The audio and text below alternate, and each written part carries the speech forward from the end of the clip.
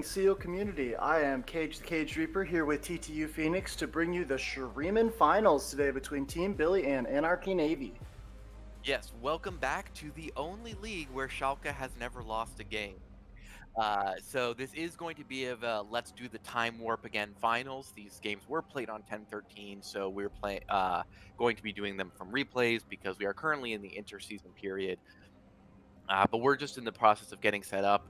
Team Billy has elected to be blue side for game one, and Anarchy Navy is red side. Because Team Billy was the higher seed, they have side choice in game one and game three, if there is a game three, and Anarchy Navy have side choice in game two. Really exciting matchup here. Team Billy pretty much played their way into being the C9 of this last season. They dropped, I think, one game all season prior to playoffs. In I Yes, and and I think. even in the last two rounds, I'm pretty sure that they 2-0'd both of their opponents. Do you remember who they lost to? I don't remember off the top. They lost to Anarchy Navy. They split Okay, their set yes. with Anarchy Navy 1-1.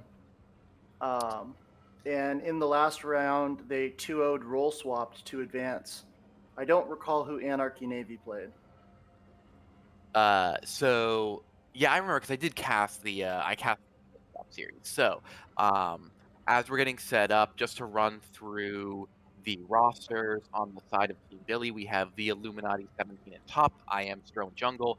I Glitch E in mid. Joe Calera in ADC and Ayoka in support. And then we have It's Just Drago in top for Anarchy Navy, Yermord in jungle, Midmaster in mid, Suppressed MP5 in ADC, and Warwolves in support. I just got to say, having almost played with Anarchy Navy and having looked at both teams, I'm surprised at the amount of bans spent on Midmaster this game by Team Billy. They must have really had something that they wanted to do, and they did not pull out the Talon that iGlitchy's been on almost all season. Do you know, was this would have been after the Fiddlesticks rework, and I believe Fiddlesticks was available in the finals. He should have been. I don't know if. I just Uh, noted because there was the Fiddlesticks ban. I wonder if they were expecting a Fiddlesticks jungle or potentially even a one of the tank Fiddlesticks mid or top that you saw occasionally. I'm not entirely sure. I know Midmaster has a pretty big champion pool, um, but I don't know if he had been picking up the Fiddlesticks. I'm just really surprised that we didn't see iGlitchy's talent. It wasn't banned, and he's picked it almost religiously. Maybe he just really doesn't like it into Anivia. Maybe that was the concept behind the Anivia pickup. I Uh, suspect that would be the case. I don't know if you ever watched The Freak Show. It's a show Freak from Riot does, and he's talked about base stats.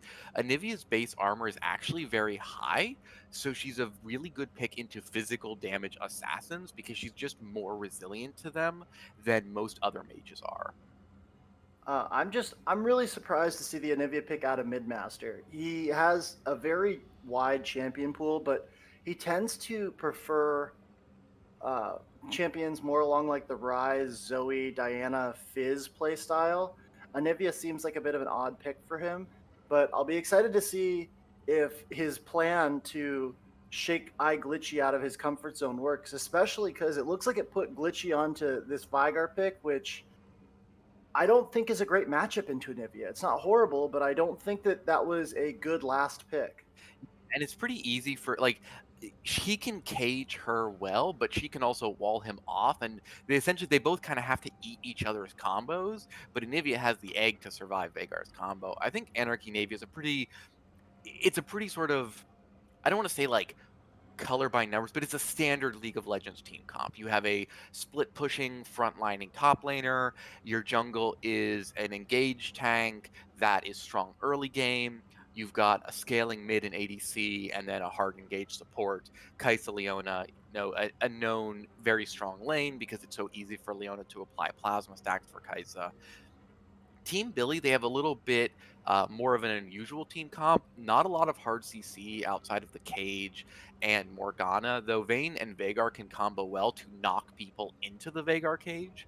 Well, and the Uh, Singed flip into the Vigar cage also. Also true. And we did see I think it was spring finals, like 2 years one of the final series for LEC, they did a Singed Jarvan combo where you put the cage, in this case Veigar cage, and then Singed goops the cage, and then you can't flash out of it because you're grounded while you're on Singed Mega Adhesive. So it can actually be a really strong combo to catch out someone who is a squishy and you want to burst down like the Kai'Sa or potentially the Anivia. You do have a Uh, really strong early game out of the Graves and then late game scaling insurance in the Vayne and Vigar. I would like to see I believe yes, the Illuminati on the Singed go a bit tankier. I sometimes see Singed go really heavy AP, but in this case, because there's not really frontline on the rest of his team, I'd like to see more tank items from the Singed. But with that said, I think let's get into game. Sounds good to me. We'll get loaded onto the Rift here. Production, if you'll count us off, I'm at 10 seconds.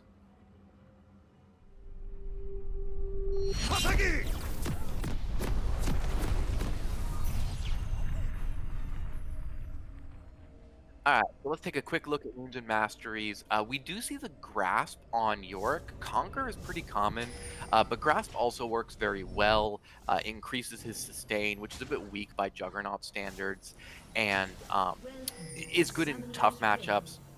Press the attack on Yurmord, on the Volibear, that's pretty common as well. We do see Electrocute on Anivia. I don't know if 30 that's seconds common, until minions not spawn. being a mid laner myself. I would think that the electrocute is a little greedy to me. I would normally consider running either dead, Spellbook, or I maybe? would either consider running Dark Harvest or the Comet on Anivia. But Okay. I feel like the electrocute is a little bursty. They might be trying to get a lot of damage early onto this Vigar, which doesn't really match with the Anivia's normal playstyle, but if that's the way that they've played around that or made that work, it could be really surprising. She's usually a farming mid laner from what I understand. Entirely. Anivia is basically saying, I don't want to play the game with you, and you can't play the game with me. Kinda like Vel'Koz, you wave clear and you walk back to tower and you sit there for 20 seconds. I More do or less. see Ignite, Conquer, and a Darksteel on the Singe, so this isn't going to be a proxy Singe. This isn't going to be a sort of side lane pressure. This is, I'm gonna kill you and I'm gonna get Dark Harvest stack, Darksteel stack Singe. Which, it's a bit greedy, but Singed is really obnoxious when he gets ahead. And as a streamer I watched once told me, Singed scales on your relative movement speed. If Singed gets his movement speed items, his boots and upgraded boots faster than you do, he is really hard to get away from, and he will just continually keep applying that gas, getting those Conqueror stacks, flipping you, and doing a lot of damage. All right, so interesting thing here. I don't know that I agree with the path that Yormord is taking. It seems a little bit like he's setting himself behind, and also he's taking a lot of damage on this Volibear. Unless they're really trying to force a gank down early into this bottom lane, but I don't know that trying to gank a Morgana with a Volibear is going to go the way they want it to. And especially with a Vayne who's just going to condemn you. If I was jungling that, I'd just be like, sorry guys, I can't really help you unless they're hard pushed up.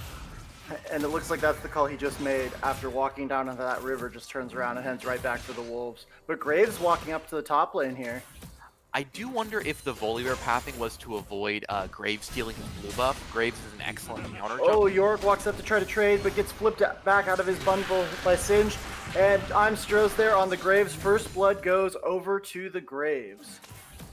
You see the power of the Mega Adhesive there. Even without the flip into Adhesive Root, it's still a pretty hefty slow. I think 50%. Plus grounded so he can't flash. Not like he really would have been able to flash out of that anyway.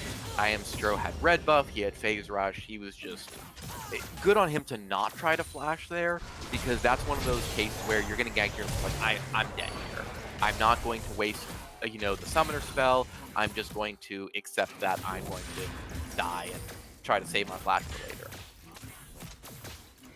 Yeah, it was a little unfortunate. He was just walking up to try to get a trade out on the Singe, thought that he had a good opportunity, but Stro has just been pathing like an absolute monster in these playoffs, and really shows up right there to show just why he's such a problematic jungler to have to deal with.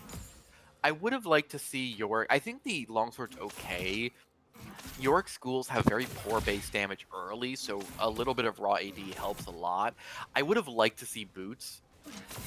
Singed didn't buy them, but like being an immobile top laner with no boots against a Singed who could have boots is not really fun. Oh, more trading going down in this top lane as Drago gets a good trade down onto the Singe, cutting about half of his health down while taking minimal damage himself. Yeah, and that's what he needs to do here. Ghouls die to one auto attack, but they actually have a lot of HP when it comes to surviving abilities. They take reduced damage from AoE spells as well, so the gas won't kill them very well.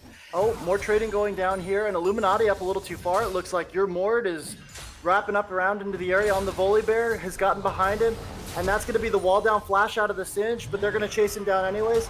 Lightning lands, and that's going to be Singed falling. Illuminati getting knocked down courtesy of the Volley Bear, and both junglers with early trips top, and both junglers walking away with a kill. Volibear Thundering Smash, the movement speed he gets just lasts so long, it's very easy for him to chase you down. This will give Yorick at least one plate with the Demolish proc, and because Singe did not take Teleport, he may lose a whole... Okay, he's not going to push the wave, but he's not going to be able to TP in to get back quickly. And he loses the Dark Seal staff. Lots of trading going down in the bot lane, leaving Kai'Sa real low. Makes it so that I Am Stro able to just slip over the wall here on the Graves and take a relatively free first Ocean Drake, which as far as the one Drake buffs go is going to feel really good. Yeah, I do miss old Ocean Drake when it gave you mana regen. A lot of my champions are kind of mana hungry, and that always felt real good. But it's still a good, very good laning buff just because of how healthy. I don't like the executioners on Yorick. I don't really think you're worried about Singed healing here. He's not building the Hex Tech. Oh, flash forward from Werewolves, but condemned back by Joe Killera, knocks it back. And the Thundering Fury comes through. Your Mord stuns up Morgana. Aoka's gonna fall. That's a kill over to suppressed MP5. That was a really good W to finish off the Plasma proc. And yeah, the Dark Binding misses, and the Dark Shield is already down. Morgana can only save one person with that shield, so they correctly are like, look, we ignore the Vayne, we target the Morgana, we take the kill we could get. More trading going down in the top lane as these top laners just aren't content to let each other mind their own business, and the Maiden is summoned to prevent the tower from taking too much damage. Yeah, Maiden will last forever if she doesn't die, and she does heal on Fountain, so particularly with Yorick having his teleport up soon. Oh, ooh, big trades going down, but flipped out of his own wall. However, Illuminati is going to take the worst of this trade as it attempts to pull a Singed special running into the enemy jungle, but your Mord's here just waiting for him. The Volley Bear comes through, Lightning pushes him under the turret, and that's going to be another kill over to your Mord on the Volley Bear. Camping this, well, not even camping, he's been around, but pulling up another kill off the Illuminati Singed in top lane. Yeah, and I think that's a good play. If you see a top laner take Ignite, as a jungler, you want to try to punish that. They don't have the lane pressure, they don't have the ability to get back to lane in order to maintain presence and keep waves off. And so he's going to lose a lot of farm, lose damage on tower because of the fact that he took the Ignite. And I'm not actually sure he used it. He might have used it on that first gank, but he hasn't been able to use it effectively since. Yeah, a lot of action around the top lane in this game, and almost a 2,000 gold lead for Anarchy Navy, putting Team Billy in the worst position I've seen them in. A lot will come down to this next dragon, I think, to determine whether or not Billy's going to have that Dragon Soul as a win condition to get themselves out of the hole they've started digging. I think Anarchy Navy, you really want that dragon because Yorick, Volibear, and Leona all really like the added resist that you get to help them frontline. So that would be one of those where you're like, I'd really like to pick that up. Graves is doing a really good job on these neutral objectives, though. He now picks up the Rift Herald. gonna clear his topside jungle, so he's got a pretty decent CS lead in jungle terms on the Volibear. So he's actually only about 150 gold behind, even though there's an extra kill and assist on the Volibear. Yeah, We do have CS leads in other positions. In top, we have about a 600 gold lead and a small 200 gold lead for the Anivia. How many stacks does Veigar have? He has 51, which I don't know Veigar's stacking rates, but seems pretty good at this point. it's definitely acceptable. You aren't mad about it. Oh, Stro walking up top, but Drago just predictively flashes that Mega Adhesive, not planning on getting caught out again. That was the right play. Once you're in there, you're not going to get out, so just take the flash and call it a day. A lot of blue pings coming out on the bot side jungle. They may, it looks like they suspect that Voli's here, probably to give over the blue buff, which he does. Notably, Graves took his blue buff, so Anivia is going to have the mana advantage on Veigar, and like, blue buff Anivia is the epitome of interactive gameplay. Here, let me puddle my wave. And oh, more trading going down in the top lane as Illuminati flips and flashes, but is going to fall to Drago. But Drago might just tick away. The Ignite and Poison managed to get the trade kill as the top laners trade each other's deaths. But unfortunately, the wave is pushed up under Illuminati's turret, and that's going to burn. And Drago still has TP up to show up for this dragon play when he gets up. Wonder if he took Triumph. I didn't see a big heal, but he was ignited, so it's possible it wasn't very much healing. Big chunks go down onto Yermord, but he ults forward to try to get to the Kaisa, who runs up and heals. As MP5 goes forward with the ult, manages to pick up the kill onto Aoka, but Joe Killer is there. There's the TP from Drago as Yermord stuns up Stro. Stro's still huge. Glitchy drops though. Kaisa picks up another kill as Warwolves lands the E off onto the Veigar, and that's going to be a triple kill over to suppress MP5. This Kaisa is getting absolutely massive. Triple kill, and the Dragon's going to go over after that, and all of that off of the TP advantage in top lane. Yeah, like, they start the fight on Yermord, but Yermord's like, look, I've got Cinderhulk at my ult.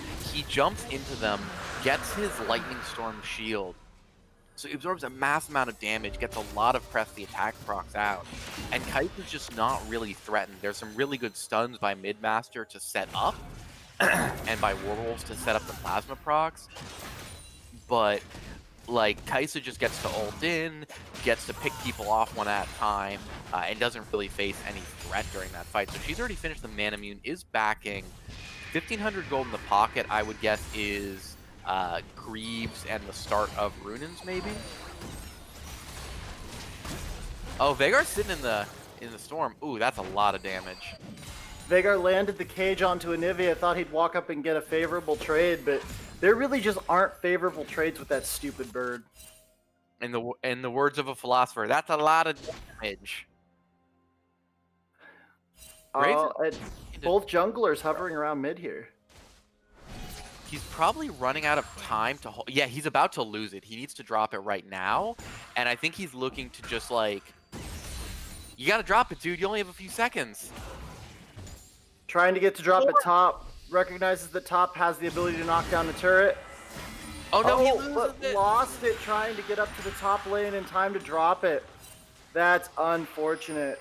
Anivia likely would have killed it, but I think you probably had to drop it and just like, you make the attempt. You're like, look, maybe we get some plates off this, because unfortunately, like, there's a little bit of golden XP from the Rift Herald, but Dragon and Rift Herald don't give you much in the way of gold or experience. It's like 100, maybe.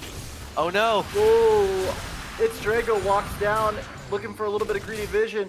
Illuminati though, real low, and I Am Stro manages to knock him down, but that Yorick is absolutely massive right now. Yeah, he's got a lot of damage. He's just not very tanky is the issue, but Illuminati has to bail because he flips them out of the goop almost within auto attack range, and the Ignite does finish him off, but you can see how strong Yorick can be in a fight when he has the Maiden up. It's a lot of damage. If he had Conquer, he would have been healing off that, but he still has enhanced healing from his Q, Last Rites. So, like, Yorick is one of the better top laners for 1v2ing. Juggernauts in general are good at it, but Yorick's pretty good at it. Yeah, so Really, Kai'Sa did go Greaves, Axe, and she is going to be doing her Gwynsu's next. really good awareness by both junglers on these teams. Is the junglers playing completely through their top lanes this game? A little bit of attention paid to the bot lane, but both pretty well identifying the fact that mid lane is not going to be something that either of them should be able to get anything off of, and fundamentally just ignoring the lane. Yeah, and looking at mid, and Nida's already got her Rod of Ages with 1 stack. Veigar's got his Hextech GLP, which does provide him a lot of utility, but I don't think he has damage to match Anivia at this point. No, the problem with this glacial build, as useful as it is mid to late game, it really takes 2 to 3 items and significant amount of stacks for the champion to even really be viable at all. Yeah, because your first 2 items, like 80 AP from GLP is not bad, but it's only like, I think 60 maybe?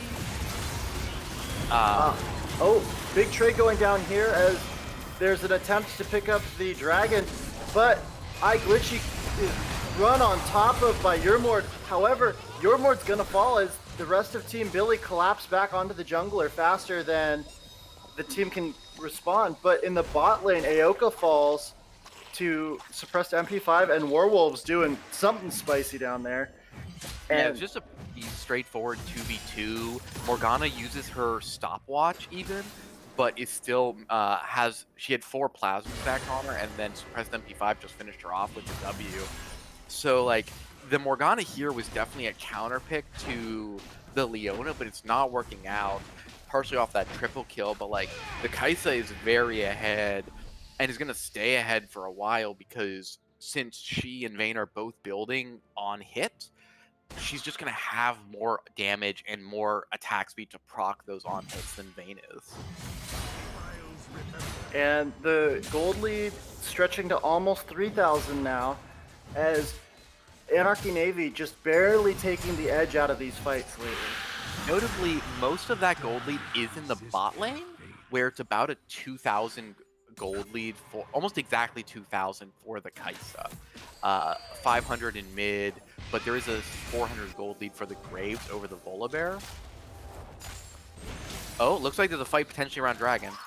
And that's where you would expect to see the next fight here. This dragon is really, really big towards determining who has that soul win condition. Yeah, and there's a control ward in the pit, so they know that it's not been started yet.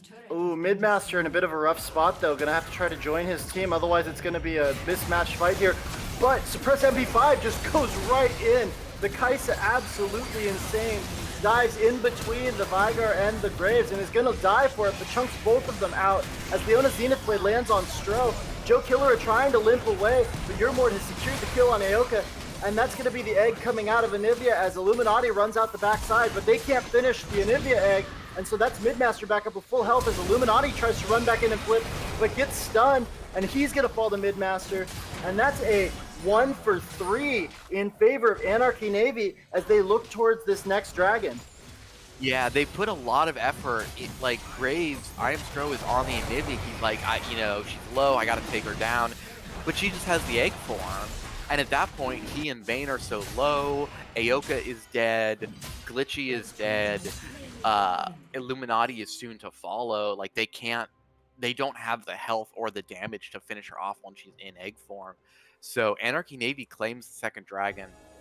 And on the scaling picks that they have with the Kai'Sa and the Anivia, you don't want them getting 3 Infernal Drags. Like, Anivia and Kai'Sa are going to do so much damage with those, not just from both from the explosion on Soul, but just from the raw AP you get.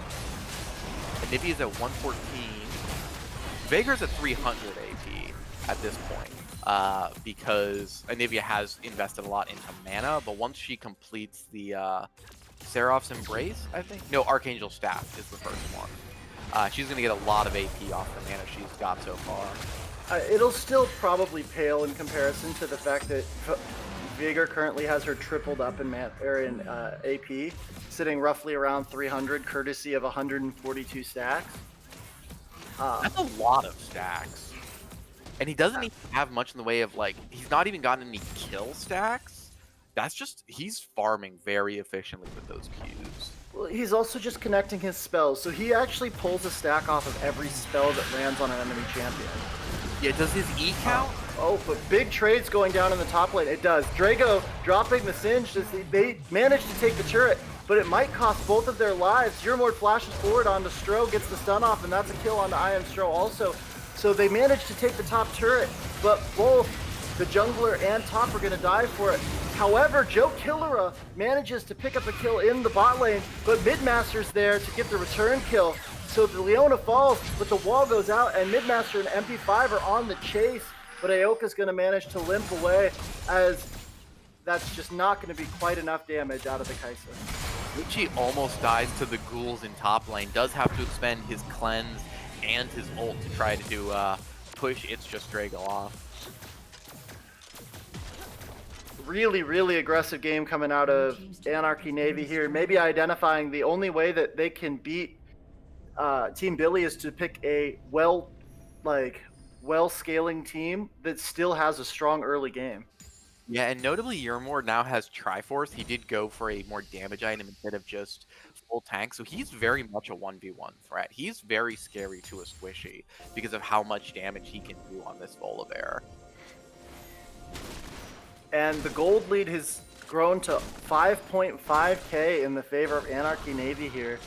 And with the two Drakes, this could be a really, really hard one to come back from. Yeah, and now the lead is spread, because in some games, you see a situation where, like, one person's just popping off and they're really ahead, but all of the gold is on that one person. And so, for a bit, it was suppressed MP5, that was most of their lead, but now you've got, 1,300 in top, 500 in jungle, 1,000 in mid. They've got multiple players who are all ahead of their counterparts, and so they're all threats. Mid lane tower's under threat here. Ooh, big ulti coming out of Warwolves, and that catches Glitchy and Aoka. They both are gonna fall off the ensuing engage, as there are 5 strong Anarchy Navy members in mid lane, and the ult forward from Euromord onto Joe Killer. They get the stun off, and that's the Kai'Sa jumping forward as they run forward also, but they have to kite away from the Singe. They're taking the turret. Illuminati's almost down. MP5 looking for the kill as Warwolves and MP5 are under the turret, smacking on Stro and Illuminati. The rest of the team is down. That's going to be the first base turret as well as the inhibitor following it up. Anarchy Navy absolutely taking their advantage and pushing it. They're now to an 8,000 gold lead. And the thing that's going to make it really hard for Billy is Anivia just denies pushes. So.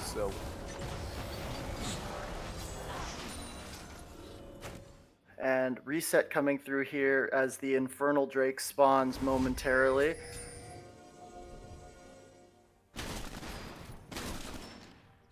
Yeah, this is going to be the third Infernal. They should be in a position to pretty easily claim this one. There's a little bit of a late back off of It's Just Drago in the top lane, but he has TP, so I would assume that they're planning on holding that. Yeah, he's got TP available, so he'll be able to TP in. There's minions, there's a few wards, so he should be able to get it pretty easily. Looking for I Am Stro here, trying to make sure that there's no way that he can get over there, but by destroying the blast cone, they effectively deny one of his major ways to get into the pit and then back out. Yeah, this is going to be an easy pickup for them. That's Dragon 3, more ability power, more attack damage. Stro looking for the steal, but not willing to commit his life to get it. And at that point, that's always a good call to avoid, because the Baron will absolutely end the game if your jungler decides to try to make the hero play on Dragon and then misses it and then gives up a Dragon, or gives up a Baron. I think it would be I think the steal would be worth attempting for Soul, but you don't want to try it for third drag, because in a case like this, you do give up Baron if you choose to try it and fail. Good flash out of Midmaster to dodge the cage after the slow by iGlitchy. But that's an important cooldown burnt off of this Anivia. Yeah, the catch potential on this Veigar build is just crazy because like he's got the long range pick from Twin Shadows, he's got the Frost Cannon. It's so easy for him to almost guarantee the cage once he hits one of those. My question is, what's he going to go third? Usually the ideal is Death Cap, but I do see sometimes Veigar's being forced into defensive items, and I think he might need one here, but it is going to really delay his damage if he does that. I think at the point that he's at in the game right now, you don't have the luxury of trying to play smart and safe. Oh, but Aoka gets caught out taking a greedy back, and iGlitchy tries to bail out the Morgana, but it's just not going to happen as the rest of the team from Anarchy Navy collapses down and just explodes the support. Enough wave clear with the Veigar. They're pinging on Baron actually.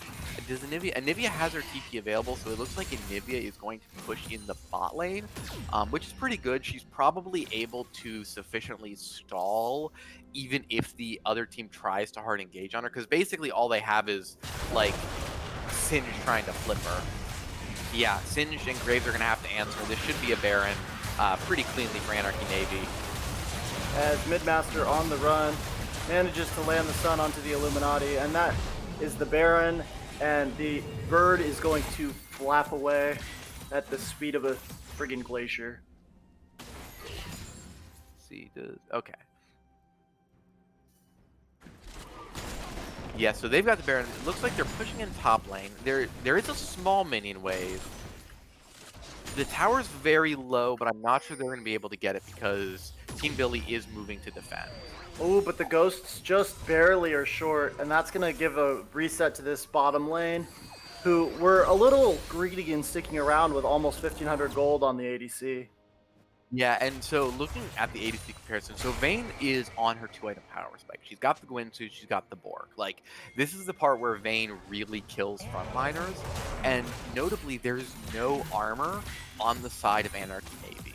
There's Merc Tread and health on It's Just Drago, and there's just health and MR on Yermord. So they need to get some armor really fast, ideally a Thornmail, or maybe a Randuin's Omen. But otherwise, if Joe Calera isn't dead in a fight, he'll just machine gun the front line, and they'll go down in 2, maybe 3 silver gold procs. Accidental Seraphs.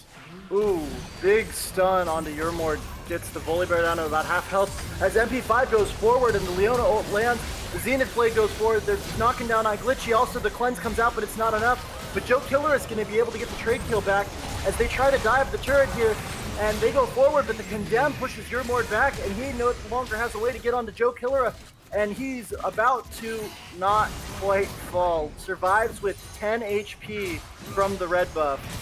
But that's going to be a kind of a greedy play by Anarchy Navy. Costs them MP5 and Werewolf some big shutdowns over onto Joe Killera. But in the top lane, Drago manages to break the top, but also dies for his efforts. So Anarchy Navy here trying to make some really greedy plays to close the game out while they have Baron, and managing to crack all of the base towers, but losing 3 of their members in return. Yeah, and notably, the mid inhib has just respawned, and neither the top or bottom inhibs went down. I think there was a bit of a miscommunication there.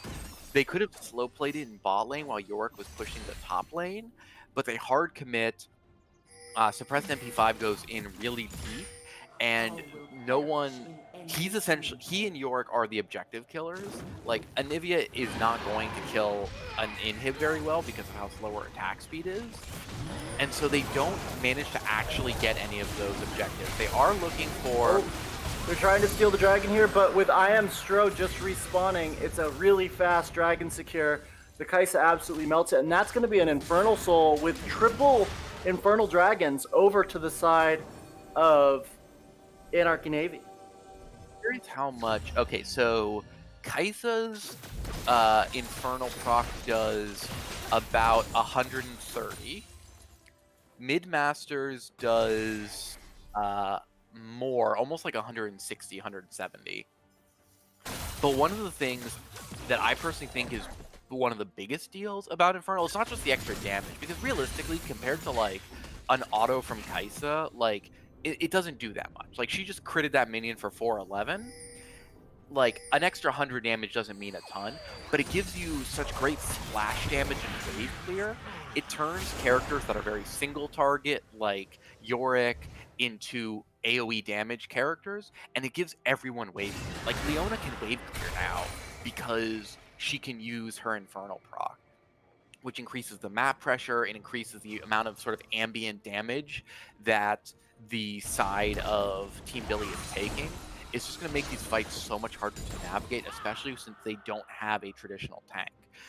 Illuminati is building defensive. He's got the Deadmans. He's got a good amount of health, but he needs he needs an adaptive helm. That's your only real defense against an Anivia, especially with Leandries. All right, so with the 10,000 gold lead and the Infernal Soul in Anarchy Navy's pocket, how do you come back from this? This feels like this game should be over. You basically have to hold on and defend the inhibs, because there's a TP coming out from the Oh, Warwolves takes the Blast Cone over and winds up in the Viger Cage. The ult goes wide and engages onto the Illuminati, eats the stun, however, but that's going to be an overcommit from Warwolves as he gets cut down, and another overcommit by Yermore trying to bail him out, and now the rest of the team from Anarchy Navy has to retreat and back up. That definitely helps your win condition. Yeah, I was about to say, if you're wondering what your win condition is, it's that.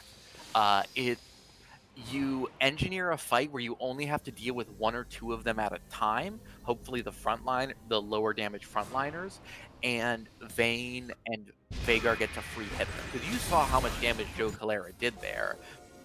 He's now got his Phantom Dancer. He's working on a Quicksilver Sack, on a Mercurial Scimitar. He's already got the QSS. But without the engage out of Leona and Volibear, they can't really pressure now because Yorick doesn't bring engage or CC or things that you would consider utility. He just brings wave clear and damage. And so as long as Team Billy's only fighting one or two people at a time, they can peel them and let their carries free hit and try to get some kills and stack up.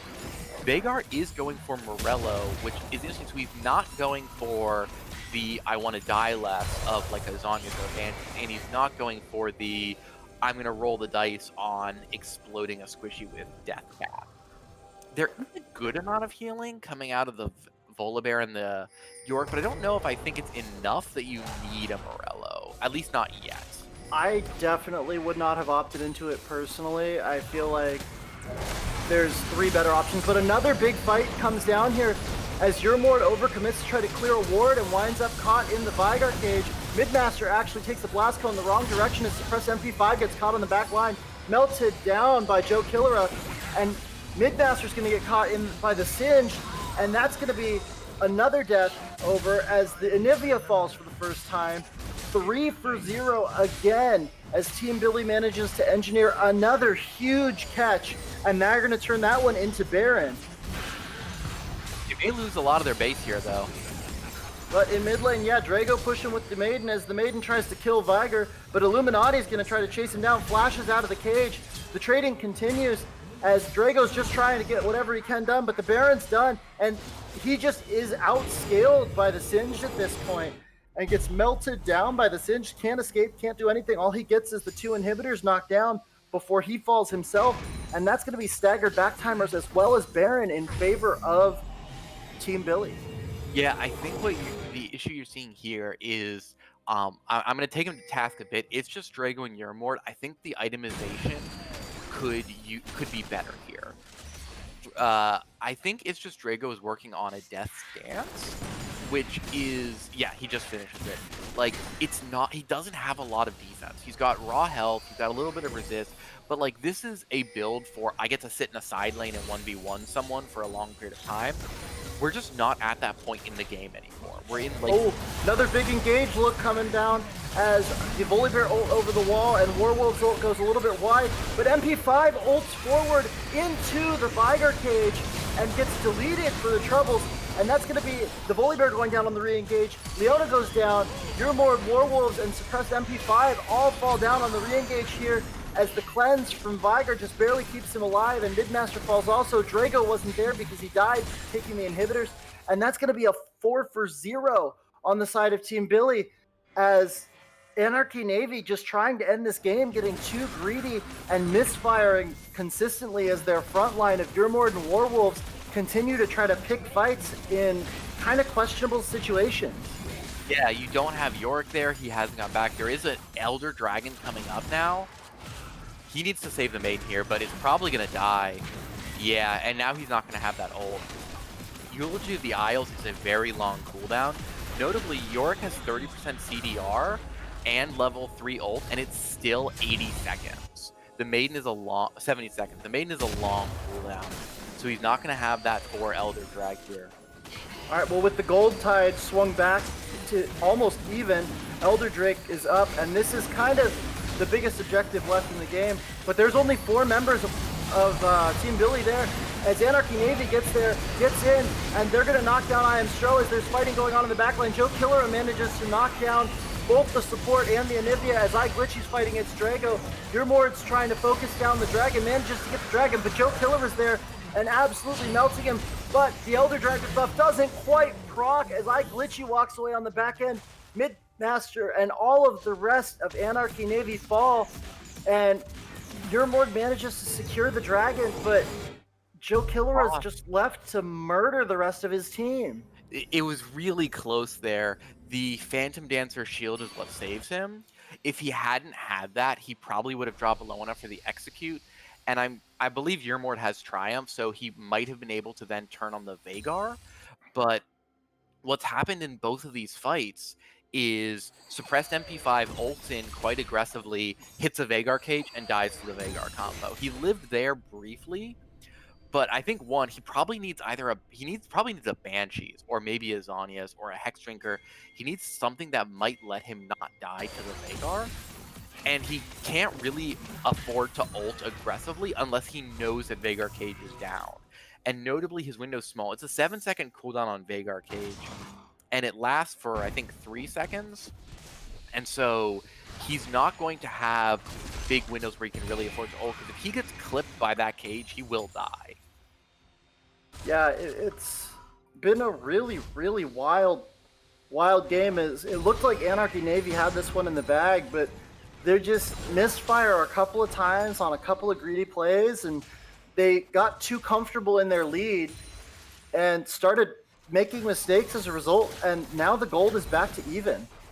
Yeah, in the words of a solo queue player, you're tanky, you're not God. I think that the frontliners have overextended a little bit and tried to take fights that they're just not durable enough to take. And both of the frontliners on this team here, even the Leona, showing some kind of greedy itemizations, looking for a little bit more damage or a little bit more utility instead of building either the straight tank or a way to lock down all of these different carries on the side of Team Billy, who are starting to come online, as you're starting to see the weakness of the Yorick and the Volibear falling off a little bit. I would defend the Leona's itemization. I think she's itemized pretty much right. She's got the Ninja Tabby. Knight's Vow and Zeke's don't give incredible defensive stats, but they're really cheap on a support budget. That's important. And now she's working on the Thornmail, which is going to be really crucial against the Vayne.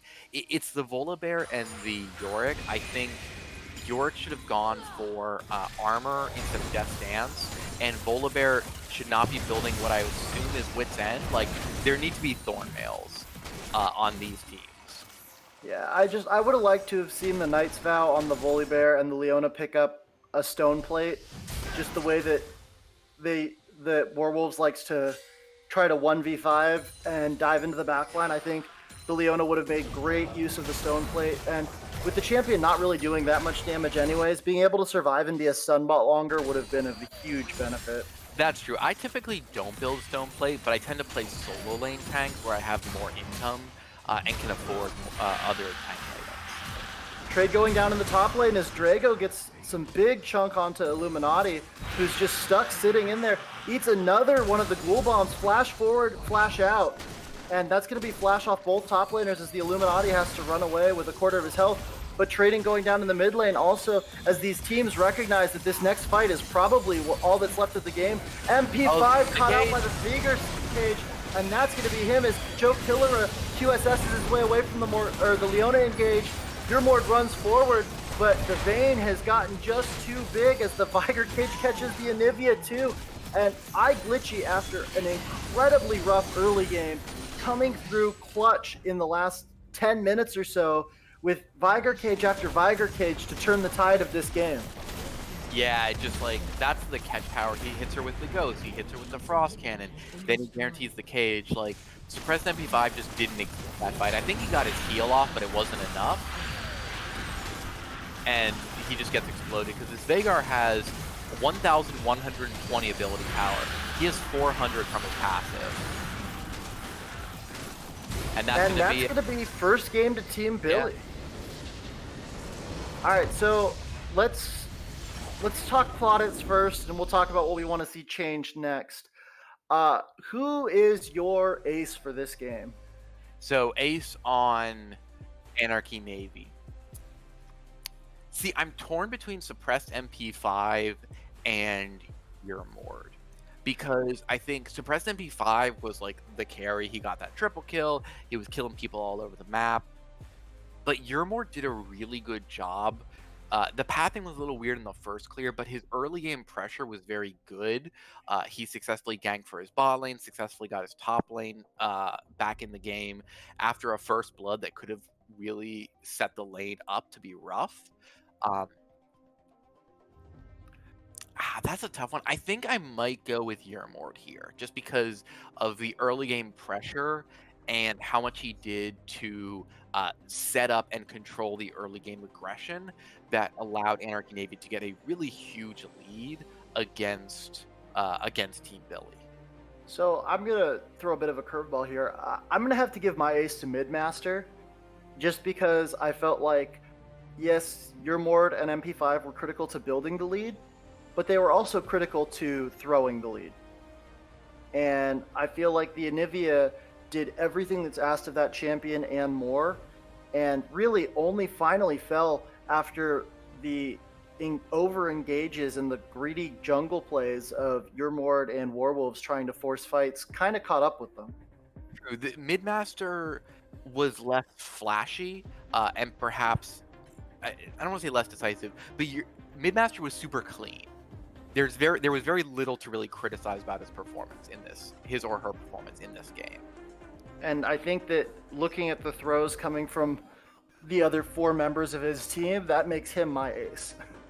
I think that's fair. For Anarchy Navy, I think the comp was fine. I think the comp worked. I'd just like to see better itemization going into game 2, because I think that some of the poor itemization choices meant that their gold lead was a little bit wasted. It didn't mean as much as it could have, and so improving that will make their gold lead mean more. I think that the one thing I would like to see from Anarchy Navy is whoever their shot caller is to smack themselves in the face a couple of times and regroup and get the team back on the same page. I think that they had that game. That game was over at 22 minutes after they finished, I guess it was like 25 minutes when they finished that Infernal Soul. Yeah. And they got the Baron and the Infernal Soul, and then they just kind of started misfiring all over the map, trying to make really greedy plays and not communicating well as a team, and managed to throw a 10k lead with Soul. And I think that those games are hard to come back from mentally, but I'd like to see them hit the reset and recognize that they had this team beat. Team Billy was done, and then they threw it away. Yeah. And if they can get that lead and close the game out, I think that they really have an ability to win this series still. Well, Schalke just won their 3rd game, so anything's possible. So we'll take a quick break, get reset. Hopefully the players also had a mental reset in between those matches, and we'll be back with game 2.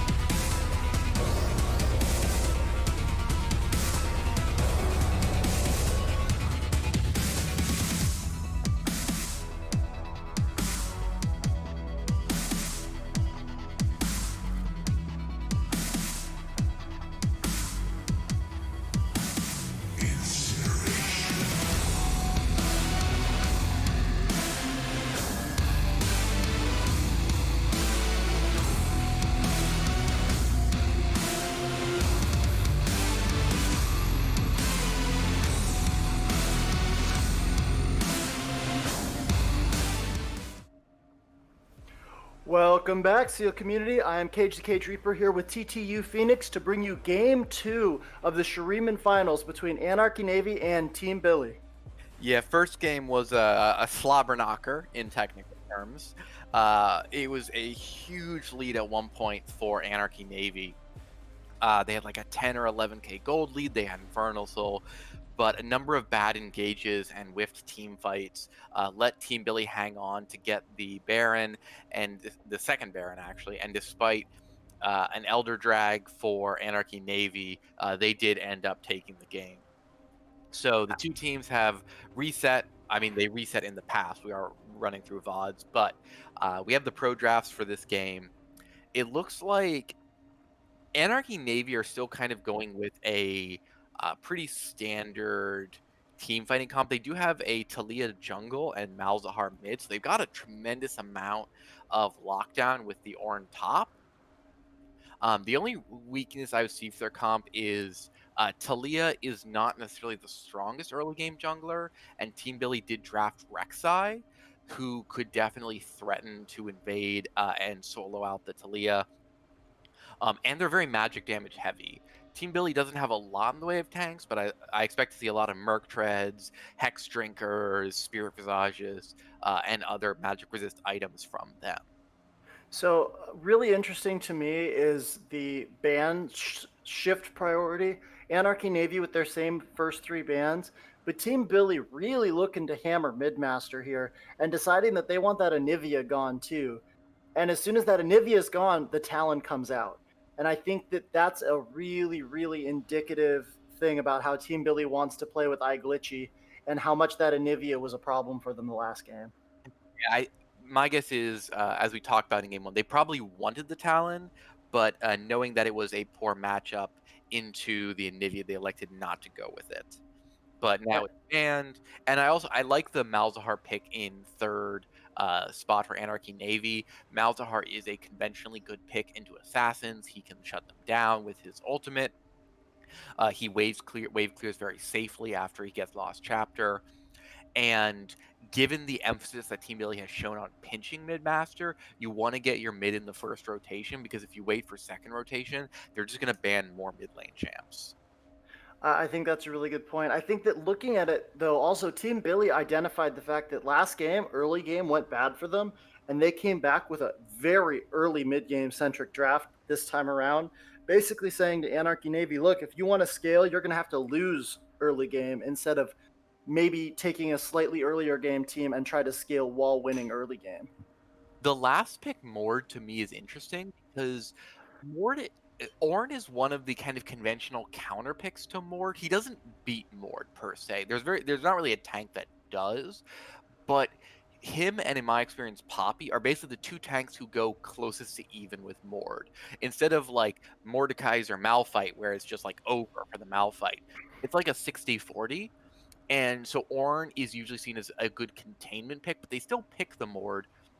And my question when there's a Mord pick is always, who can he solo in the Death Realm? Well, Leona, he won't kill him in the Death Realm, but he might not be able to kill her depending on what she's got for items. Ornn will probably be tanky enough. I think Mord will probably be looking to ult the Malzahar and the Talia, because Ezreal will just run away from him in the Death Realm. But Talia and Malzahar are immobile enough that he can catch them, and squishy enough that he can kill them in the Death Realm. And then they give him ability power, which makes him stronger. Yeah, I definitely think that the Talia should be Illuminati's kill of choice. The Talia jungle, kind of a questionable last pick for me here, especially it works well into Rek'Sai if you play it right because the worked ground or the her E that causes the bombs on the ground can really, really complicate things for Rek'Sai trying to engage and potentially kill Rek'Sai on the engage once you get far enough ahead, but a little bit of misplay and the Rek'Sai's just all over you. And especially with the Talon flying out of other corners, it's going to be really, really hard for Anarchy Navy to compete with Team Billy's Engage. Yeah, the Leona and Malzahar need to be on point to stop Talon from just killing a squishy. Agreed. But let's get onto the Rift and see how this one plays out.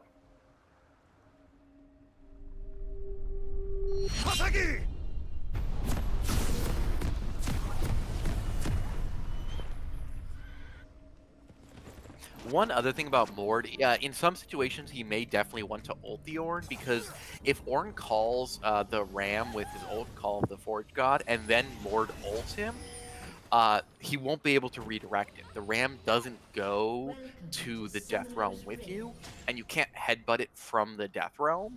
So if he's close enough to Ornn, he can shut down the Ornn engage using his 30 ultimate. seconds until minions It's kind of spawn. like how you see Braum often drafted as a counter to Ornn in pro play because it's very easy for Braum to use his ult Unbreakable to block the Ornn ult.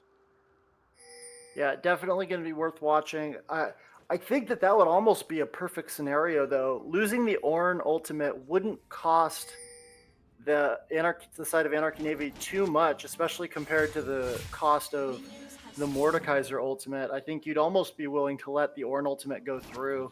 And notably, the Ornn ult is a shorter cooldown. Mord's ult is a quite long cooldown, and Mord generally doesn't build a lot of cooldown reduction, so it tends to stay long. Looking at starting runes and items, I think it's all pretty standard.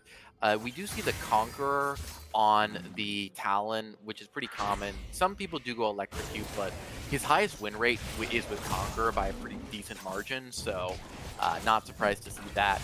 He did start Longsword, which I think is standard, but I wouldn't mind seeing him pick up a Hex Drinker just because of how much magic damage there is on the enemy team. And when the jungler and your laner are both the same damage type, it's really good to itemize into that defensive type because it protects you against both of them. Like if he picks up a Hex Drinker, it protects him against both Malzahar and the Talia. Or Merc Treads if he wants to go for lethality early. Agreed, and especially because a lot of Ornn's damage is magic early. Also, the Hex Shrinker would be a really good investment, but I think it depends on just how much pressure he has in this lane. Because if he gets enough damage, he won't need the resistances into the team comp that Anarchy Navy is running. It's just Drago gets a good starting trade there, but then you see how Mord is able to trade back. Actually, Oh, and they're just smacking each other. There- Oh, flash forward from It's Just Drago as he claps Illuminati with the hammer, and that's going to be him falling down. Flash clap. Mord is I tend to describe his base stats as Darius but less. He's basically got very similar stats to Darius, but a little bit worse. And so he's not the tankiest early, and orange base damages are really good.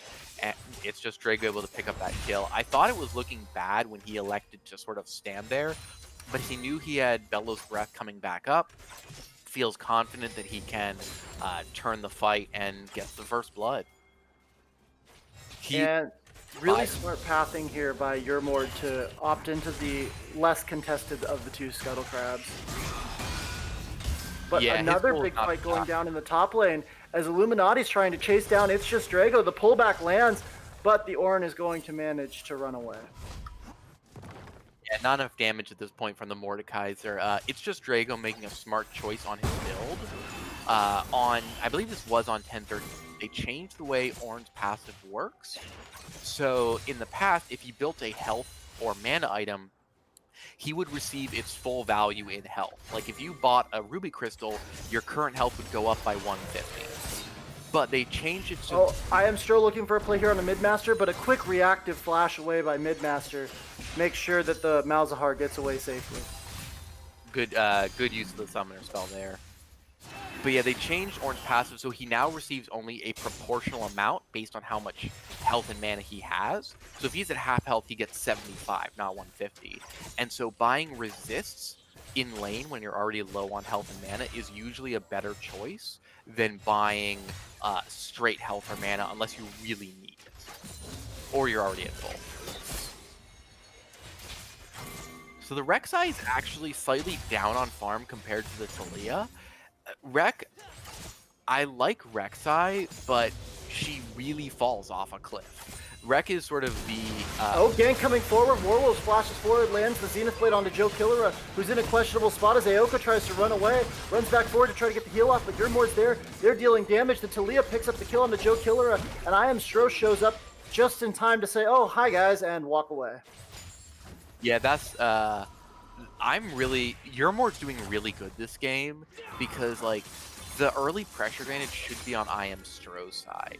He's on Rek'Sai, an early game jungler who has very good ganks, lots of early burst damage, very strong in the early game. But so far, Euromord is even on farm and has a kill, and so he's not really being able to use Stro has not been able to use the point of the game where he's strongest. And if Rek isn't ahead, she just falls off a cliff because she's not naturally tanky, doesn't itemize into tank very well, and tends to rely on just like raw burst to do what she needs to do. And beyond that, I think a really good point to make is Euromord has been doing a really good job of clearing jungle camps right before making plays. So Stro keeps invading, trying to look for CS that he can steal away, but by the time he gets there, Euromord has already cleared out all the CS and then left to make the game. Yeah, and so he's just kind of like he's kind of like John Travolta in Pulp Fiction. He walks into the empty jungle like anyone there, and he has to walk out. Like he drops some wards, gets some vision around red side, but oh, another huge trade up in the top lane as it's just Drago gets ulted into the death realm, but Illuminati flashes away to dodge the Ornhorn, and both top laners below 10% health as they just walk away and disengage because Illuminati's sticking around with low health, but Drago feels the pressure from I Am Stro roaming up. that's good. Like dying, it was a good flash by Illuminati because if he had been hit by both halves of Call of the Forge God, it would likely have been a kill. But Drago doesn't greed for it. He's just like, okay, I got his flash, his ult is down, I forced him back. I can just use this time to get some farm and not risk dying to the Rek'Sai. So far, really, really good mental resilience being shown by Anarchy Navy, bouncing back from the last game and not trying to force the pace of this one too much. Yeah, Mord is going for the Haunting Guys first, which will give him a lot of damage. I personally prefer Relays over Leandries, just because of the utility it provides, and it's also cheaper. But Leandries first is extremely common. It's a core item on Mord, so no real issues there. Talon did go for the Tiamat, which, no, I'm not a Talon player, but I think that's probably the right call here. Malzahar just wants to wave clear, and so what he wants is the ability to counter wave clear and then roam. And Tiamat is going to do that for him better than just like raw AD will. I think that it's the right itemization given the state of the game. I don't think that I would ever want to pick it up, but I think that he feels like he hasn't been able to leave lane, and he needs to do something to make that happen. It's kind of like the QSS, he may need that as well for Malzahar attacks, but it's kind of one of those items you don't buy it because you want it, you buy it because you need it. Yeah, 100% agree there. The one thing it will do, though, is it helps stack up his lead passive. So if he can get a good jump onto the Malzahar, it does make his burst and his trading a little bit easier to get off. So that might be the reason why he built it. But continuing to eat the space aids being translated off of the minions really isn't helping his case. As a top laner, I've played against top lane Malzahar a decent amount, and once you get to an MR, it can be better to take the space aids yourself, just to avoid letting it push the wave, but he obviously has no magic resist, is not a tank with, an item and a half. He did take an MR rune, but yeah, he's going to take a decent amount of damage for that, and kind of like Twisted Fate. Both junglers looking to make plays here as I Am Stro jumps forward on a mid-master again, but they're just not tracking that flash as once again, Rek'Sai tunnels forward, Malzahar flashes back. Yeah, and you got to re-gank within that flash cooldown because if you try to get that gank in, if you don't try to get that gank in while the flash is down, then it doesn't help you. More vision trading over this dragon pit as Euromord manages to clear the vision on the dragon, sweeps the blue side of I Am Stro, but in the top lane, the Illuminati and Drago just going at it as the horn lands this time, but Drago in slightly worse situation gets the Bellows Breath and manages to knock it down again.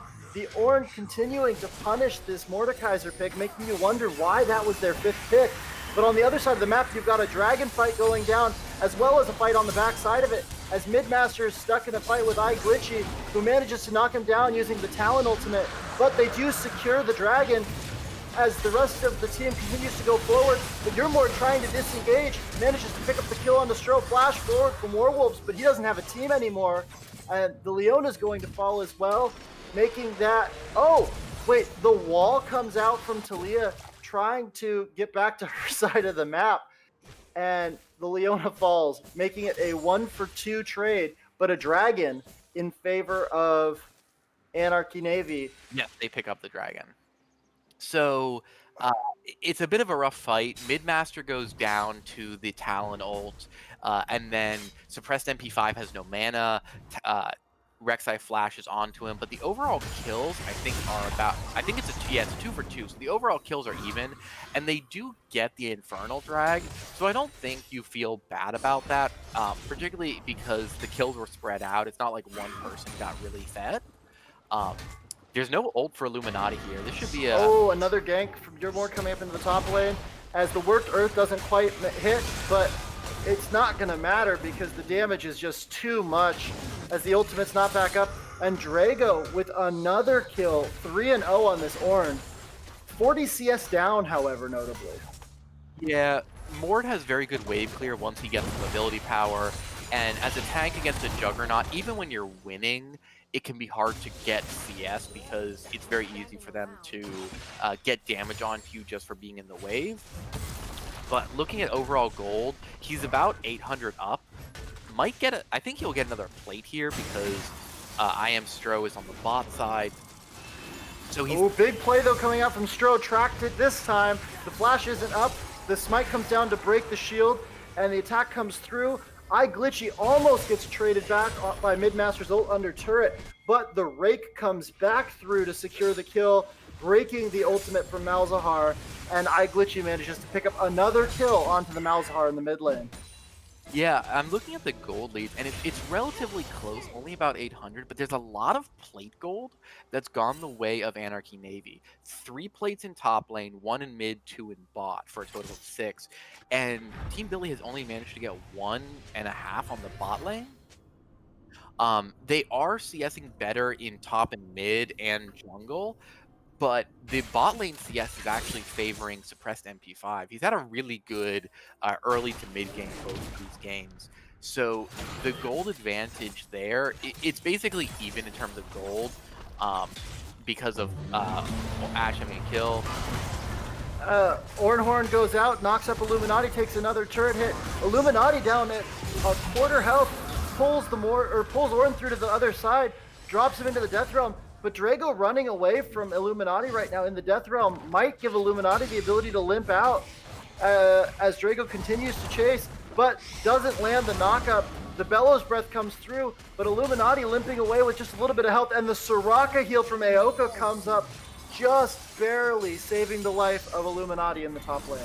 Yeah, like, I think what, if he'd waited, Illuminati was being funneled towards the wall, and he could have, Searing charged the wall, but, like, the lane is fully in control of Ornn now. Mord does not really have the ability to pressure Ornn. He is, like, you saw, he got a really much a perfect RRQEW combo, and... Oh, as the Ash Arrow goes forward and lands on the Warwolf, Stro goes forward to knock him up, but Stro's actually going to fall to suppress MP5 while Warwolves is still limping away. Suppress MP5 also manages to knock down Aoka, the Soraka falls. Now it's Joe Killer and Suppressed MP5 going at it, but Suppressed MP5 on the Ezreal just manages to do enough damage to pick up the triple kill, while in the top side of the map, Yurmord, and it's just Drago secure the Rift Herald. Another nice swing in the favor of Anarchy Navy. Yeah, Suppressed MP5 has unlocked the forbidden technique of Ezreal, which is he knows how to just like auto-attack when he needs to. Because notably, like, Ezreal probably by that point had full passive stacks. That's 50% attack speed. Ezreal has a lot of attack speed, and he had lethal tempo. So he was doing, like, he was keeping up with the Ashe, who also has lethal tempo. It's a very close fight, but a really good job to pick off I Am Stro. You see the weakness. Ooh, Ornhorn with the Talia ulti, locks Illuminati up, makes sure he gets hit, and he's fighting back, but he's gonna fall to Yurmord anyways.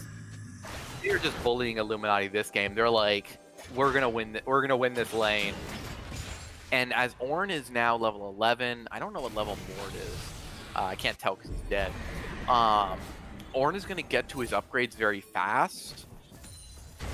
Some of his teams don't have the best upgradable items, but like that's a lot of gold and power that he can give out to his team. The 4 members of Team Billy realizing that they have an easy dragon take if they rush that down, because with the drop of the Rift Herald late up in top lane, it meant that Talia didn't get back in time as iGlitchy goes forward to get a little bit of damage off onto Midmaster. I think that's a fair trade, though. Like, you give up 1 dragon, but you've already got the first, so you're even. And you get first tower and a decent amount of damage on the second. I wouldn't be surprised if that was the call, because you notice, like, suppressed MP5. Ooh! Searing Charge goes forward, knocking up iGlitchy as It's Just Drago's deep in the enemy jungle, but flashes out, realizing that he's 1v3, and even on a massive Ornn, he still can fall. Stro goes forward as iGlitchy goes over the wall. Aoka sends out the heal. It's Just Drago's gonna fall, but suppressed MP5 manages to kill Joe Killer in the bot lane, and Mord also in the bot lane picks up the kill onto Aoka. So while there's a trade up in the top side of the map to kill the unkilled Ornn, they managed to pick up 2 kills in the bot lane as a result. And the fight continues as Midmaster manages to get the ultimate down, killing Stro as he tries to go forward. iGlitchy barely survives with his life as Midmaster almost manages to take both of them out. Yeah, the Merc Treads have come through really clutch for the Talon multiple times, reducing just enough damage to keep him alive. Yeah, It's Just Drago was doing a bit too much. He doesn't realize that both Mord and the Rek'Sai are there. But you're seeing the issue with the Rek'Sai here in that she's so squishy. Her base stats are not that great. She basically has to itemize into Warrior, which is a lot of damage, but is no defense. Gets Merc Treads, but now all she's got is the 400 health, the 350 health for the start of Cleaver, which is good, but she's just not a frontliner at this point in the game. And the Ornn Horn comes out again as It's Just Drago tracks Illuminati successfully, searing charges through the grab to absolutely bully him as the ult comes down from Illuminati, but the rest of Anarchy Navy's there, and Illuminati, stuck in this Death Realm, doesn't realize he's doomed the minute he comes out, and Suppressed MP5 picks up another kill, extending his lead over Joe Killer at almost 3,000. You know that Tom and Jerry meme where Jerry sends in like his goon cousins? That was basically what happened. iGlitchy gets caught out here. Suppressed MP5 flashes forward, but iGlitchy gets back under the turret, and as the rest of Anarchy Navy debates the turret dive, Mord with the wall manages to give iGlitchy a way to actually maneuver around the dive, as on the backside, Stro gets onto Suppressed MP5, MP5 running for his life, but the burrow from Rek'Sai comes through into an ult from Midmaster, but the Praise Seeker goes through, and Stro almost gets away, picks up the 900 gold shutdown onto the Ezreal, but falls to Midmaster. You'll take that trade any day of the week. Yeah, Stro at this point is kind of just a missile. His job is just to try to kill a squishy before dying. He's probably not going to make it out. Ornn's building armor. He's mostly MR at this point, but given how much physical damage there is on Team Billy, he's gonna need the Sunfire and probably another armor item after it, but he's still very strong, very, very tanky. He is 1 level away from his own upgrade, so he might actually get Sunfire before he gets his upgrades and just get them both at once. And if you have both of those and upgrade them simultaneously, it's like 900 health instantaneously. I have been saved once or twice because Ornn does upgrade his own items in combat. If you are in the middle of a fight and level up to 13, you will instantly get 900 health. That sounds a little broken, but I mean, as we're looking across the board, even with the struggles from the Rek'Sai, Stro still really the engine that drives this team with almost a 90% kill participation, only missing out on 1 of the 8 kills on his team. Yeah, and right now the positioning advantage does favor Team Billy. they're going to have to face check into darkness, and you don't want to do that into a Talon and a Rek'Sai. Oh, and Yurmore walks forward just a little too far. The Talia gets caught by the Rek'Sai coming over the wall. Warwolves is there. Glitchy and Midmaster trading in the mid lane. But the Ash Arrow from downtown manages to interrupt the Malzahar ultimate. Ornhorn comes through to save him, but I Am Stro goes forward with the Rek'Sai ult as its Drago is there to try to help MP5. But that's a 4 for 0 in the favor of Team Billy, as the squishy on the side of Anarchy Navy just are in a bad position trying to get around this dragon. And this is the problem we were concerned about when we saw this draft. Oh, and a good grab from the Illuminati as Joe Killera slows down It's Just Drago, and they knock the Ornn down again. So that's 5 for 0 and a dragon now over the extended trade. And the gold swings back into Team Billy's favor. Yeah, that was just Talia. One of the issues with with a mage jungler is that it's kind of like a mage support. They're not really able to face check into darkness to get wards down or to clear out wards. Talia has to walk up and sweep these bushes and auto attack them, gets picked off by the assassins. They need It's Just Drago and Warwolf to be taking the lead on pushing out the vision line, because they're the ones who are tanky enough to survive if there's someone waiting in the bush. And they were a little slow to get to Dragon, so that's why the vision control is totally favoring Team Billy at that point. My usual rule of thumb is that you need at least 45 seconds to get from base to Dragon, but in this case you probably need to leave earlier to get vision up. Oh, but Anarchy Navy with the vision down, making the snap play to go onto the Baron. But they're going to get spotted out by Ash's Hawkshot and decide to back up. Yeah, I think that was correct. You don't want to... it's a 50-50 right now. Both junglers are Oh, but they're sticking around looking for the catch on Team Billy with the Ornhorn. Ornhorn comes out. Warwolf splashes forward onto the Soraka as Suppress MP5 follow, and they burst out the Soraka as Stro tries to get on Suppress MP5. Flashes forward for the knockup as the TP comes through from Illuminati, but Midmaster manages to knock down Glitchy as Suppress MP5 manages to knock down I Am Stro. Joe Killera flashes forward, manages to pick up the kill, but Warwolves is going to seal his death warrant. And Illuminati standing trying to fight, but knocks down the Warwolves. Talia does too much damage, as that's a 5 for 2 in the favor of Anarchy Navy, finding a really good spot to re-engage after vision trading, and they're going to take the Baron off of this. Yeah, they have a really good catch on the Soraka. Illuminati notably backs, and I think he backs on a ward, and so they know he's not there, and they're like, okay, go now. Aoka uses the flash, but Warwolf's flash follows. Suppressed MP5 chases as well, and with the rocket down, the healing that really sustained them through that teamfight around Dragon is gone. Talon gets hit by the Nether Grasp. Malzahar does a good job locking him up. He ults, but while he's in the Shadow Assault, he dies to the Malefic Visions. So he's down. So all that's left for damage really is Joe Killera. He does manage to flash onto Suppressed MP5 and take the Ezreal out, but by that point he's so low, the Leona slaps him to death. And then the Mord is just not doing enough damage. He's on 2 items, but like, there's 90 bonus, there's 115, no, hold on, 125 increased by 10% for Ornn passive. Like, Ornn has almost 140 bonus MR, 146 off of 2 items.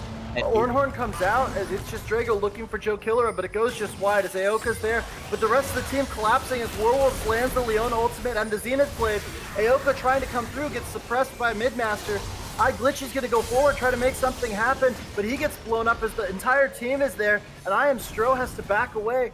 Illuminati and Stro, the only ones up, as there's 5 members of Anarchy Navy up strong, still pushing in the top lane, but the wave is pushing against them because of the pick. They actually walked past a full wave plus a caster minion. Yeah, they won't be able to get this tower, I don't think. Illuminati has back. He was just pushing bot in to try to get some farm because he really needs it. Let's see. So upgrades are starting to come through from Ornn. He doesn't have another charge yet. He needs more levels. But he does upgrade the Luden's Pulse for Malzahar, which I think is probably a good play because of the fact that Malzahar is unlikely to get death cap anytime soon, so you'd rather him have an upgrade. Ezreal Iceborne Gauntlet upgrade wouldn't be terrible. There's a lot of physical damage threats on the side of Team Billy, and that like 120 armor would largely. Oh, Yermore getting ulted onto by I Am Stro, but manages to wall to try to protect himself, but iGlitchy's going to pick up the kill. Yermore being a little greedy, trying to split from the team, gets caught out by the Rek'Sai and the Talon on the bot side, as the rest of the team recommit to this top lane push, even though they're down a member.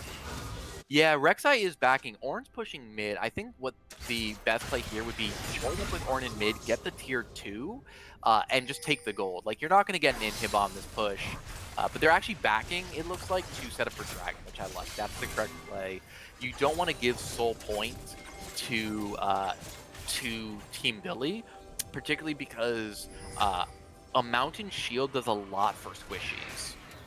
The Dragon is up and they're not there in time. Ezreal finishes the Blade of the Ruined King, the last Whisper, but that greedy back costs them this Dragon. The team's not going to be there, and this is going to be a free Dragon over to Team Billy.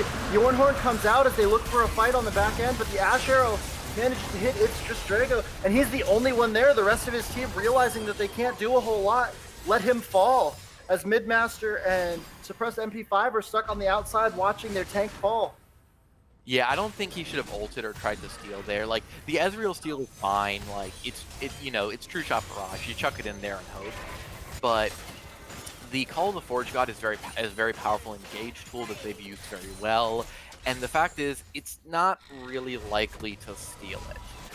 Epic monsters like Dragon take reduced damage from percent max HP effects, which is what most of the damage from Ornn's ult comes from. So, like, you're not really going to steal it. You're using a cooldown that you'd rather save. I think he should have just walked away there and been like, all right, we can't get this Dragon.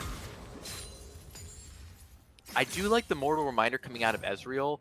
There's been pretty good attention to anti-heal on the side of Anarchy Navy. We have a Bramble Vest for the Ornn. We have a Morello for the Talia. I'd like to see Malzahar pick one up. But they do have a good amount of anti-heal, plus an Ignite from Warwolves to make sure that someone goes down when they try to put them down. Good Scrying Orb to, or not Scrying Orb, but Blue Trinket to spot out, yeah, Farsi, or to spot out Stro and Glitchy trying to make a play. So the push is kind of stalled out at this point. Talon has pretty good wave clear. There's enough wave clear on the side of Team Billy that they can't really push for the tower. I think at this point they're probably just kind of waiting for the next big objective to come up, which would be Baron. Because at this point, they'd have to hard engage with the Ornn under the enemy tower in order to really break things open. Or get like a catch with the Malzahar ult. Team Billy, once again, about 5,000 gold behind, but recognizing that despite the fact that they're getting individually outplayed, their team synergy tends to work better, and that if they're patient enough, Anarchy Navy will get impatient and might overcommit and lose the game for themselves like they did the last game. Speaking of impatience, Ash pulls the trigger on the Enchanted Crystal Arrow, but at the same time, It's Just Drago is getting a free tower. He may die here. I think he will. As Drago walks up on the Ornn, tries to trade back onto the Talon, but the Talon ultis to turn invisible and get away. Another ulti comes through out of the Rek'Sai. That's both ultis out of the top and jungle, or the mid and jungler, but iGlitchy manages to pick up the kill and survive. And so once again, Anarchy Navy trying to split into a split push comp, but not tracking the enemy laners well enough to do it without losing their split pusher. And I feel like there's a communications issue for Anarchy Navy where they're not properly timing their push around split pushers. Like before, you saw them taking fights when York was in the side lane. In this case, while Ornn is stalling out the Rek'Sai and the Talon, they don't push for the mid tower. They do eventually get it, but he's already been dead for a bit. Malzahar is just kind of last hitting in top lane. Like, once you see the Talon and the Rek'Sai really commit onto the Ornn, that should be, hey, we go mid lane right now, and we get at least get that tower. Yeah, Anarchy Navy seems to think and or want to force a 1-3-1 or a split push, but they aren't dropping enough vision or tracking the jungler and assassins on the side of Team Billy well enough to be able to do that successfully. And with their 5,000 gold lead, you'd think that they'd just be better off grouping and poking. They have great poke out of your Mord and suppressed MP5. There's really not a reason for them to force a split. They have an excellent team fight comp. Like, they should be trying to use it. As the dragon begins to get ready to spawn and some sparring over vision occurs. So they have the positioning advantage here, which is good. They learned from last time. They're like, we need to be at dragon earlier. They steal away the blue buff. They place the ward. There is a ward behind the pit, but it's not going to help very much. This is the opportunity where they're a little bit early. The Death Bush stack happens 15 seconds before the dragon spawns, as Team Billy wanders around knowing that there's vision just about everywhere, but they pull the trigger, seeing iGlitchy jump over a wall. They decide to try to go. They manage to land the Ornhorn onto Soraka, but the lack of communication means the Ornhorn's out and there aren't any kills for it. However, they spot out Joe Killera on the other side, and the Taliyah ultimate traps Illuminati and Joe Killera. But Illuminati ults Drago out of the fight, so there's no front line as I Am Sure tries to go in but falls to Yurmord. And then iGlitchy is fighting with suppressed MP5 on the back end and manages to win that fight but falls, so the Taliyah is chasing. Joe Killera, however, in the backside turning into a slow turret, but manages to get hit by the Midmaster's ultimate and falls to Midmaster's minions, as does the Soraka, but now it's just Yurmord and Illuminati up, as somehow the Mordekaiser has managed to wade through this entire fight without taking significant damage and is just going to club the Taliyah as Yurmord tries to run away, flashes forward to secure as the mace falls. That's going to be a 5-for-4. Victory goes over to Team Billy in that fight, and the dragon is going to fall also before any of the death timers are back up. Yeah, what you see there is they start the engage onto Illuminati, but he's got a lot of MR. He's got Merctress, he's got Spirit Visage, he's got 2 and about to be 3. Oh, Ezreal ultimate comes out to try to get the steal, but Illuminati is too slow at taking that dragon. I think he actually, when he pulled it back, I think he waited it out. I think he expected an Ezreal coming and decided to stop DPSing it to not risk the 50-50. Like, it's almost all magic damage on the side of Anarchy Navy, so Mord's MR, like, he's just building more MR. He's going to go for a, an adaptive helm here. He's just building magic resist, and because the Ezreal's off fighting the Talon, he's not really under threat, and he just stands in the middle of 3 or 4 people, just applying so much DPS from Darkness Rise that it just shreds everyone down, and the fight turns because Suppressed MP5 blinks over the wall to take out iGlitchy, but gets hit by an Ash Arrow, and they essentially trade. Oh, the horn comes out as Illuminati's pushed forward a little bit out of position. Another ultimate comes out as Midmaster tries to get him, but he ulties the Taliyah, and the Taliyah's stuck in the Death Realm trying to run away. The Ash Arrow comes through but doesn't hit anybody, but I Am Stro's there now. The Death Realm bought time for the rest of Team Billy to get there, and they're going to manage to pick up the kill onto Yurmord and Midmaster. It's just Drago's next to fall as Suppressed MP5 and Warlords are stuck on the outside looking in. That's 3-for-0 in the favor of Team Billy, a pick that started onto the Mordekaiser, but who's just unkillable while he's in the Death Realm, especially if Taliyah's the one that he takes there. And he's just got so much like, they don't have the damage to kill him because he's got so much MR. They're all magic based. They have like a Morello, but there's no void stats, there's no big pen items. Like, they just can't kill Mord in any reasonable amount of time before the rest of his team will be able to reinforce him.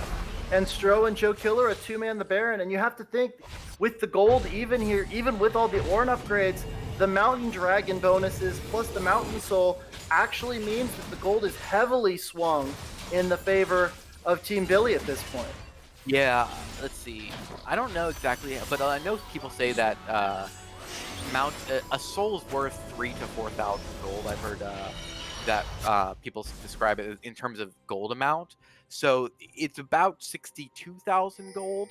I'd argue it's a little more because of how valuable the MR that a lot of these players have is against. Ooh, iGlitchy finding Yurmord out pushing a side lane as the Talon jumps over the wall and gets the combo down, and Yurmord's gonna fall again, showing the problem with those squishy mage junglers. Yeah, and he's got Death Cap. Like, he's got a lot of items. He's got a lot of damage, but Glitchy, because of the Mountain Soul, because of the shield, because of the bonus resist, because of Death's Dance, because of Merc Treads, all of these defensive tools, healing from Conqueror, he really doesn't take any damage even in that fight. And Midmaster gets caught up under his own turret as the Rek'Sai and the Talon go over the wall as the Mordekaiser just walks straight forward. And Joe Killer sees Suppressed MP5 out, and the Leona ulti and the Ezreal ulti come out just to save his life. But I Am Stro and iGlitchy are looking to jump over a wall and make a play. As iGlitchy jumps forward onto It's Just Drago, the Ornn goes forward, CCing him under the turret. But the Ornn Horn comes out trying to make a play. The ulti comes out from iGlitchy as iGlitchy's under the turret, taking turret shots and finally falls, but they manage to pick up Warwolves for it. And then Drago falls shortly after as Team Billy diving into the base saying, we have Mountain Soul, nothing hurts us anymore. Yeah, and like Ornn does a lot of damage, but he just doesn't do enough damage to turn that fight. They're going to pick up one in mid here. There are still tier 2s in both other lanes, so they may not get a second in hit, but it looks like they want to try to press for base turrets here. I think it looks like Rek'Sai is going to go collect the mid wave and Baron that up, which I think is the right call. Get that tower real quick, push in the wave.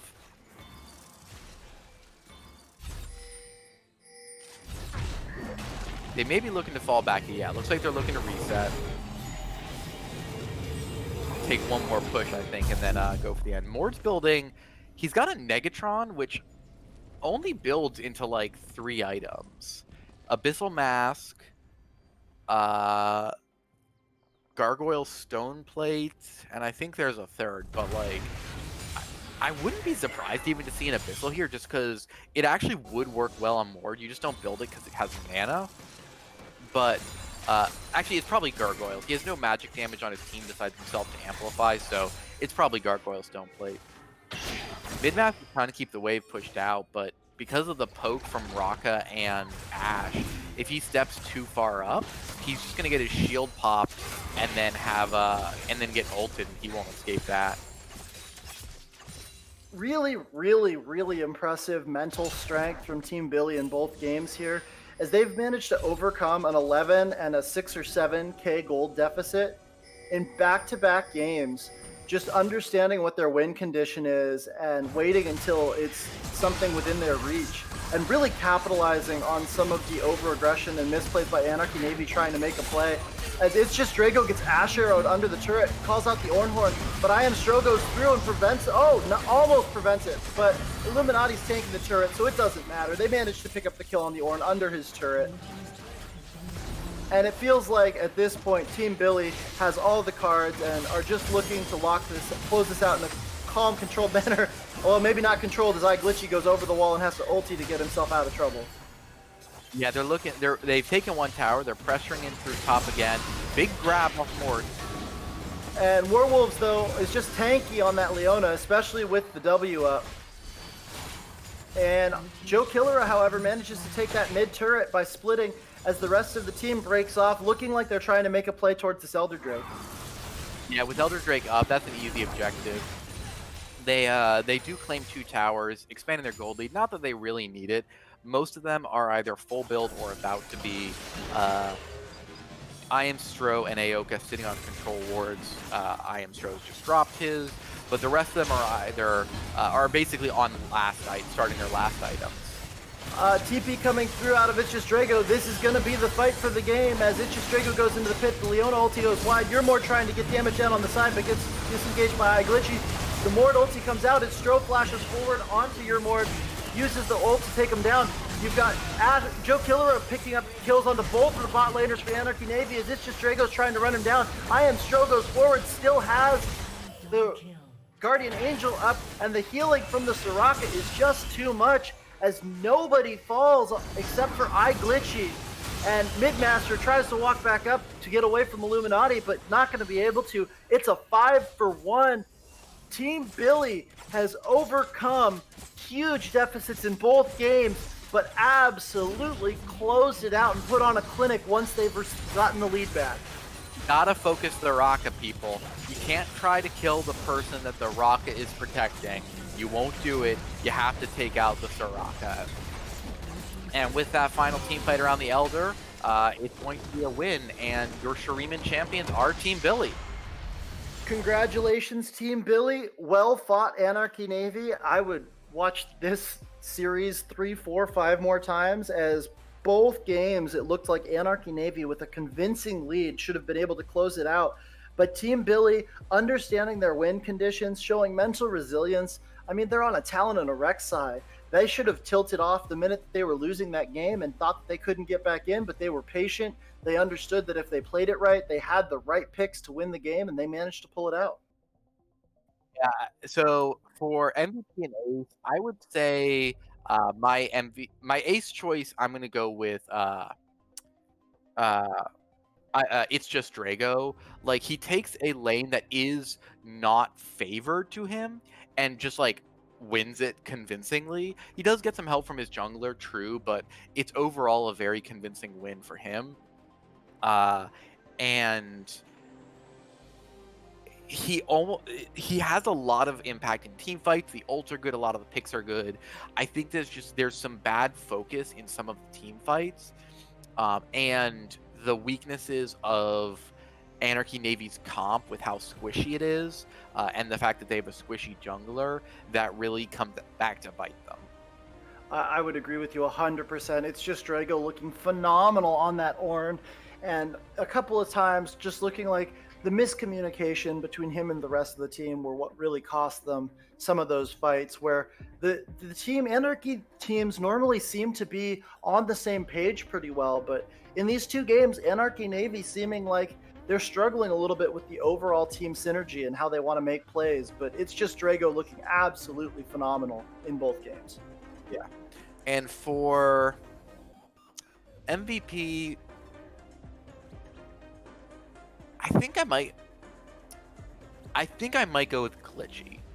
The early was a little, I don't want to say weak, but he didn't really get to do Talon things early because he was just kind of sitting in lane wave clearing against a Malzahar. But his mid to late game picks were really good. Like he was constantly finding the Talia, finding the Ezreal, and just picking up those kills on the squishies to allow his team to just start every fight in a 5v4.